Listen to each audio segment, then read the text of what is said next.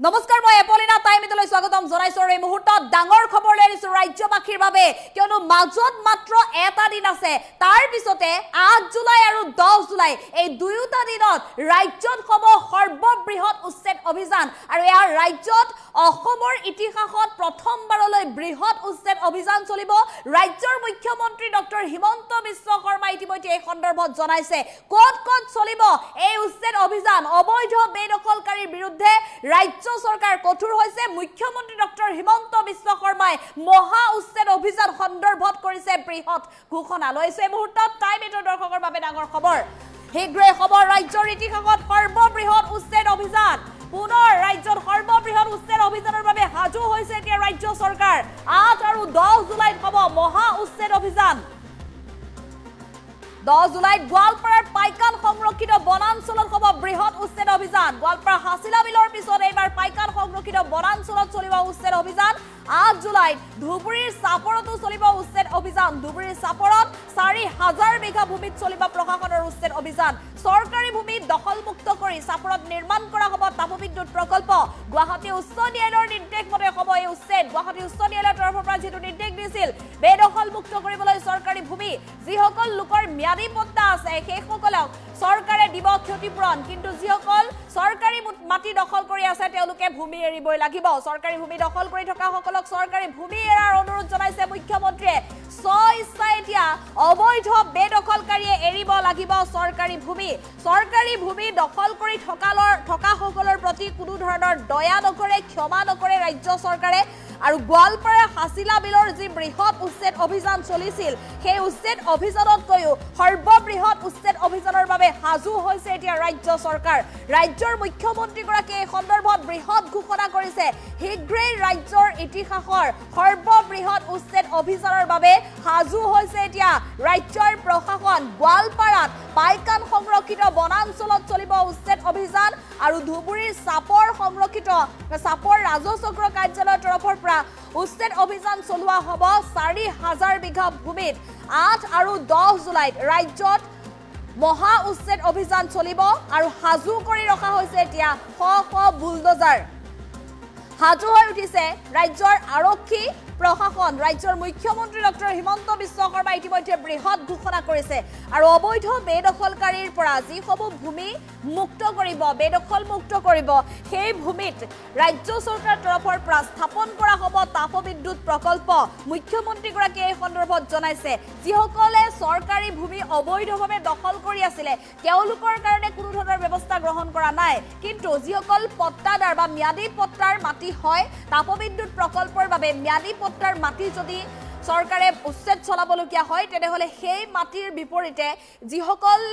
যিসকলৰ ভূমি হেৰুৱাব লাগিব সেই লোকসকলক দিয়া হ'ব ক্ষতিপূৰণ ৰাজ্য চৰকাৰৰ তৰফৰ পৰা ক্ষতিপূৰণ দিব গতিকে পট্টাদাৰসকলে কোনো কাৰণত চিন্তা কৰিব নালাগে মাটিৰ পট্টা যিসকলৰ আছে সেই লোকসকলে চিন্তা কৰিব নালাগে কিন্তু যিসকলে চৰকাৰী ভূমি অবৈধভাৱে দখল কৰি আছে তেওঁলোকক কোনো ধৰণে ৰাজ্য চৰকাৰৰ তৰফৰ পৰা ক্ষমা নকৰে ৰাজ্য চৰকাৰে উল্লেখ কৰিছে দয়া নাই ক্ষমা নাই নীতিৰে ৰাজ্যত এতিয়া বুলডোজাৰ একশন অব্যাহত ৰাখিব অবৈধ বেদখলকাৰীৰ বিৰুদ্ধে গোৱালপাৰা হাছিলা বিলত অবৈধ বেদখলকাৰীৰ বিৰুদ্ধে যি অভিযান চলিছিল সেই অভিযানত কৈও বৃহৎ অভিযান চলিব পাইকান সংৰক্ষিত বনাঞ্চলৰ অন্তৰ্ভুক্ত চৰকাৰী ভূমি যিসকলে দখল কৰি আছে তেওঁলোকৰ বিৰুদ্ধে এতিয়া উচ্ছেদ অভিযান চলিব আৰু মাত্ৰ এটা দিন আছে অৰ্থাৎ কাইলৈ দিনটো মাত্ৰ বাকি আছে কাইলৈ দিনটোৰ পিছতে ৰাজ্যত অসমৰ ইতিহাসত সৰ্ববৃহৎ উচ্ছেদ অভিযানৰ বাবে সাজু হৈছে এতিয়া আৰক্ষীৰ বিশাল বাহিনী আৰু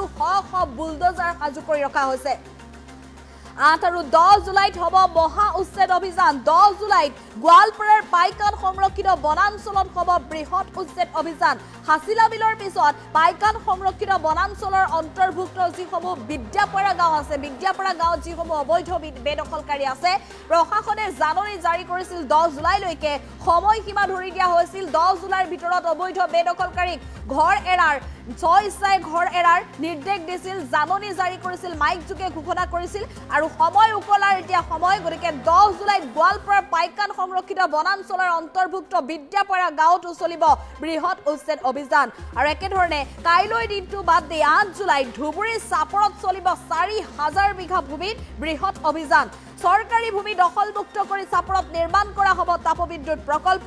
আৰু যিসকল পট্টাদাৰৰ মাটিটো চলিব উচ্ছেদ বা পট্টাদাৰে মাটি এৰিব লাগিব তেওঁলোকক ইয়াৰ বিপৰীতে ৰাজ্য চৰকাৰৰ তৰফৰ পৰা দিয়া হ'ব ক্ষতিপূৰণ কিন্তু যিসকলে চৰকাৰী ভূমি দখল কৰি আছে তেওঁলোকক কোনো ধৰণৰ ক্ষতিপূৰণ নিদিয়ে ৰাজ্য চৰকাৰে গুৱাহাটী উচ্চ ন্যায়ালয়ে নিৰ্দেশ দিছে আৰু এই গুৱাহাটী উচ্চ ন্যায়ালয়ৰ নিৰ্দেশ মতে চলিব প্ৰশাসনৰ উচ্ছেদ অভিযান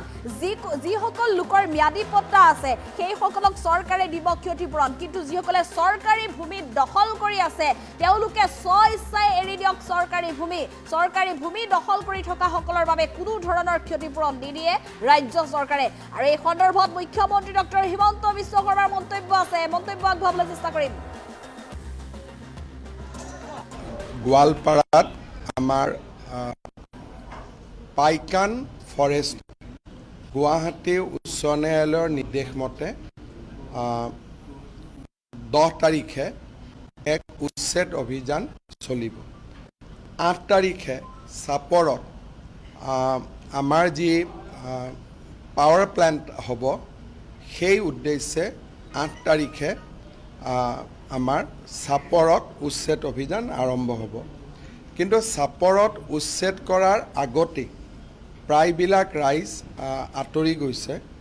আৰু যিসকল লোকক তাত ম্যাদী পট্টাৰ মাটি আছিলে বা চৰকাৰৰ আবল্টিত মাটি আছিলে তেওঁলোকক চৰকাৰী আইন অনুসৰি ক্ষতিপূৰণৰ ব্যৱস্থা কৰা হৈছে যিসকল দখলদাৰ নহয় যাৰ নিজৰ মাটি আছে কিন্তু পাইকানখন যেহেতু ফৰেষ্ট 10 তাৰিখে হ'ব তাত এতিয়ালৈকে বহুত মানুহ আঁতৰি যোৱা নাই গতিকে মই ভাবোঁ যে 10 তাৰিখে হয়তো আমি উচ্ছেদ কৰিবলগীয়া হ'ব পাৰে কিন্তু আমি বিচাৰোঁ যে উচ্ছেদ কৰাৰ আগতে যাতে ৰাইজ নিজে নিজে আঁতৰি যায় আৰু শান্তিপূৰ্ণভাৱে যাতে উচ্ছেদ অভিযান সমাপ্ত গোৱালপাৰাত আমাৰ পাইকান ফৰেষ্ট গুৱাহাটী উচ্চ ন্যায়ালয়ৰ নিৰ্দেশ মতে 10 তাৰিখে এক উচ্ছেদ অভিযান চলিব 8 তাৰিখে চাপৰত আমাৰ যি পাৱাৰ প্লাণ্ট হ'ব সেই উদ্দেশ্যে 8 তাৰিখে আমাৰ চাপৰত উচ্ছেদ অভিযান আৰম্ভ হ'ব কিন্তু চাপৰত উচ্ছেদ কৰাৰ আগতে প্ৰায়বিলাক ৰাইজ আঁতৰি গৈছে আৰু যিসকল লোকক তাত ম্যাদী পট্টাৰ মাটি আছিলে বা চৰকাৰৰ আবল্টিত মাটি আছিলে তেওঁলোকক চৰকাৰী আইন অনুসৰি ক্ষতিপূৰণৰ ব্যৱস্থা কৰা হৈছে যিসকল দখলদাৰ নহয় যাৰ নিজৰ মাটি আছে কিন্তু পাইকানখন যেহেতু ফৰেষ্ট 10 তাৰিখে হ'ব তাত এতিয়ালৈকে বহুত মানুহ আঁতৰি যোৱা নাই গতিকে মই ভাবোঁ যে 10 তাৰিখে হয়তো আমি উচ্ছেদ কৰিবলগীয়া হ'ব পাৰে কিন্তু আমি বিচাৰোঁ যে উচ্ছেদ কৰাৰ আগতে যাতে ৰাইজ নিজে নিজে আঁতৰি যায় আৰু শান্তিপূৰ্ণভাৱে যাতে উচ্ছেদ অভিযান সমাপ্ত গোৱালপাৰাত আমাৰ পাইকান ফৰেষ্ট গুৱাহাটী উচ্চ ন্যায়ালয়ৰ নিৰ্দেশ মতে 10 তাৰিখে এক উচ্ছেদ অভিযান চলিব 8 তাৰিখে চাপৰত আমাৰ যি পাৱাৰ প্লাণ্ট হ'ব সেই উদ্দেশ্যে 8 তাৰিখে আমাৰ চাপৰত উচ্ছেদ অভিযান আৰম্ভ হ'ব কিন্তু চাপৰত উচ্ছেদ কৰাৰ আগতে প্ৰায়বিলাক ৰাইজ আঁতৰি গৈছে আৰু যিসকল লোকক তাত ম্যাদী পট্টাৰ মাটি আছিলে বা চৰকাৰৰ আবল্টিত মাটি আছিলে তেওঁলোকক চৰকাৰী আইন অনুসৰি ক্ষতিপূৰণৰ ব্যৱস্থা কৰা হৈছে যিসকল দখলদাৰ নহয় যাৰ নিজৰ মাটি আছে কিন্তু পাইকানখন যেহেতু ফৰেষ্ট 10 তাৰিখে হ'ব তাত এতিয়ালৈকে বহুত মানুহ আঁতৰি যোৱা নাই গতিকে মই ভাবোঁ যে 10 তাৰিখে হয়তো আমি উচ্ছেদ কৰিবলগীয়া হ'ব পাৰে কিন্তু আমি বিচাৰোঁ যে উচ্ছেদ কৰাৰ আগতে যাতে ৰাইজ নিজে নিজে আঁতৰি যায় আৰু শান্তিপূৰ্ণভাৱে যাতে উচ্ছেদ অভিযান সমাপ্ত গোৱালপাৰাত আমাৰ পাইকান ফৰেষ্ট গুৱাহাটী উচ্চ ন্যায়ালয়ৰ নিৰ্দেশ মতে 10 তাৰিখে এক উচ্ছেদ অভিযান চলিব 8 তাৰিখে চাপৰত আমাৰ যি পাৱাৰ প্লেণ্ট হ'ব সেই উদ্দেশ্যে 8 তাৰিখে আমাৰ চাপৰত উচ্ছেদ অভিযান আৰম্ভ হ'ব। কিন্তু চাপৰত উচ্ছেদ কৰাৰ আগতেই প্ৰায়বিলাক ৰাইজ আঁতৰি গৈছে আৰু যিসকল লোকক তাত মেডিপট্টাৰ মাটি আছিলে বা চৰকাৰৰ আবল্টিত মাটি আছিলে তেওঁলোকক চৰকাৰী আইন অনুসৰি ক্ষতিপূৰণৰ ব্যৱস্থা কৰা হৈছে, যিসকল দখলদাৰ নহয়, যাৰ নিজৰ মাটি আছে। কিন্তু পাইকানখন যিহেতু ফৰেষ্ট 10 তাৰিখে হ'ব, তাত এতিয়ালৈকে বহুত মানুহ আঁতৰি যোৱা নাই। গতিকে মই ভাবোঁ যে 10 তাৰিখে হয়তো আমি উচ্ছেদ কৰিবলগীয়া হ'ব পাৰে, কিন্তু আমি বিচাৰোঁ যে উচ্ছেদ কৰাৰ আগতে যাতে ৰাইজ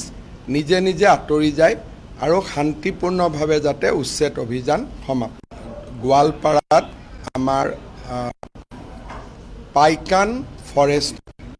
গুৱাহাটী উচ্চ ন্যায়ালয়ৰ নিৰ্দেশ মতে 10 তাৰিখে